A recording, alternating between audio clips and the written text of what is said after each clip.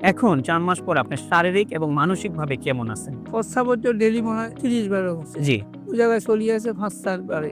আলহামদুলিল্লাহ। খাবার রুচি থাকতো না। আমি ১০০ গ্রাম ছাড়া ভাত খেতে পারতাম না। ওইটাও আমার আল্লাহর আল্লাহর রহমতে রুচিটাও আজকে খেতে রুচিও আসছে। পারতেছেন। জি। তো সব দিকে আমি ২ মাস বাড়ি থেকে কোনো দিকে বাড়তে পারিনি। ২ মাস পরে আল্লাহর রহমতে আমি চেম্বারে বসে রুগীও দেখতেছি এবং এর মাঝে ভিত্তি লাইন ধরিয়ে ওষুধ রাখছি। রুগীও খাইয়ে, ওষুধও খাইয়ে। মানে আপনি রোগীও দেখতেছেন, আল্লাহর রহমতে আমাদের ওষুধগুলোও খাচ্ছেন। ওষুধও খাইয়ে। যাক আলহামদুলিল্লাহ, আল্লাহ কবুল করুক। আসসালামু আলাইকুম ওয়া রাহমাতুল্লাহি ওয়া বারাকাতুহু। আমি ডক্টর মোহাম্মদ আসলাম, ডিএইচএমএইচ, বিএইচবি ঢাকা, বিএইচএমএইচ অনকোর্স ঢাকা বিশ্ববিদ্যালয়। বর্তমানে বিশ্বনন্দিত ক্যান্সার চিকিৎসক অধ্যক্ষ ডক্টর এসএম সারোয়ার স্যারের চেম্বার গণস্বাস্থ্য হোমিওতে ক্যান্সার চিকিৎসক হিসেবে নিয়োজিত আছি। আল্লাহর রহমতে আজকে আমি আপনাদেরকে পরিচয় করিয়ে দিতে যাচ্ছি আমাদের একজন পেশেন্ট, যিনি আলহামদুলিল্লাহ আল্লাহর রহমতে গল ব্লাডার সিএ থেকে উনি আলহামদুলিল্লাহ আল্লাহ ওনাকে মাফ করেছেন। ওনার সাথে আমরা সরাসরি পরিচয় হতে যাচ্ছি এবং ওনার মুখ থেকে আমরা শুনবো ওনার বিস্তারিত চিকিৎসা ব্যবস্থা, ওনার সবকিছু।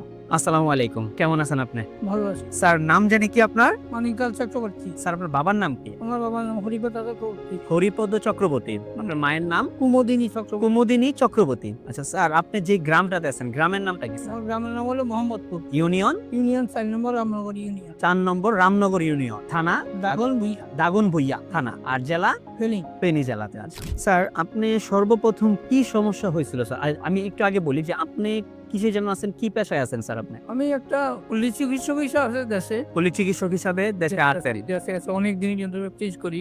জি। 1976 এর থেকে আমি প্র্যাকটিস। প্র্যাকটিস করতেছেন? হ্যাঁ। আচ্ছা আচ্ছা। তো আমার হঠাৎ করেই সকালবেলায় আমার বুকে ব্যথা ছিল। পরে আসতে পারে। হুম। পেটে যাওয়ার পরে আমি ওষুধ ইনজেকশন যাই দিছি হয়নি। হুম। লগে লগে বাড়ি আমি সিটি স্ক্যান করাইছি, আলট্রা করাইছি। এগুলা করার পরে দেখা যাইতেছে কিছু কয় না। যখন ঢাকাতে আসলাম পরে ডাক্তার দেখালেও ক্যান্সার, ওরা বলছে ক্যান্সার। তখন বলছি যে অপারেশন করতে হইব। তখন আমি বললাম যে কি অপারেশন করবেন? এখানে তো 3টা লেয়ার। আপনি যে অপারেশন করবেন আমাকে, আমার পেটের সামনে হলো পাতলা, 2 নম্বর হলো আমার ডায়াবেটিস, সব গুণে আছে। এখন আমি কতটুকু শিওর আমি যে ভালো বলে সেটা বলতে পারবো না। আচ্ছা আচ্ছা। বললেন আমি তো গরু না, অপারেশন করে কাটিয়ে রাখি না, বই থাকবো। কিছুদিন গেলে ধরবো হসা দিলে কইবেন থেরাপি দাও। অনেক সময় থেরাপি দিতে দিতে থেরাপি টানা লাগবে, রুগী মরে যায়। হ্যাঁ হ্যাঁ। ঠিক আছে। জি। এবং দাঁত হয়ে যায়, সুর হয়ে যায়, আমি অপারেশন করবো না। তখন আর ছেড়ে বললাম চলো বাড়ি চলো। বাড়িতে যাওয়ার পরে এক লোকের কাছে উনি আমার বাবা হচ্ছে এই ডাক্তার সাহেবের ইয়ে পাইছে।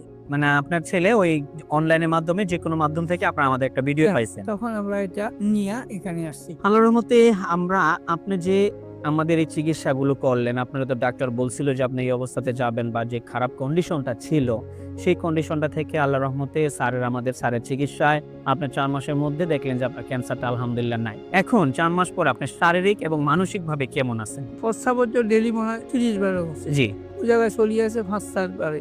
আলহামদুলিল্লাহ। খাবার রুচি থাকতো না। আমি ১০০ গ্রাম ছাড়া ভাত খেতে পারতাম না। ওইটাও আমার আল্লাহর রহমতে রুচিটাও আজকে খেতে রুচিও পারতেছেন। জি। তো সব দিকে আমি ২ মাস বাড়ি থেকে কোনো দিকে বাড়তে পারিনি। ২ মাস পরে আল্লাহর রহমতে আমি চেম্বারে বসে রুগীও দেখতেছি এবং এর মাঝে ভিত্তি লাইন ধরিয়ে ওষুধ রাখছি। রুগীও খাইয়ে, ওষুধও খাইয়ে। মানে আপনি রোগীও দেখতেছেন, আল্লাহর রহমতে আমাদের ওষুধগুলোও খাচ্ছেন। ওষুধও খাইয়ে। যাক আলহামদুলিল্লাহ, আল্লাহ কবুল করুক। আলহামদুলিল্লাহ, আমরা ওনার জন্য সর্বোচ্চ দীর্ঘায়ু কামনা করি। আল্লাহ তাআলা ওনাকে যেমন আজকে মাফ করছেন, ওনাকে যাতে মৃত্যুর আগ পর্যন্ত আল্লাহ অন্তত সমস্ত প্রকার রোগ থেকে, অন্তত ক্যান্সার থেকে যাতে মুক্ত রাখেন, আমরা সেই আশায় আছি।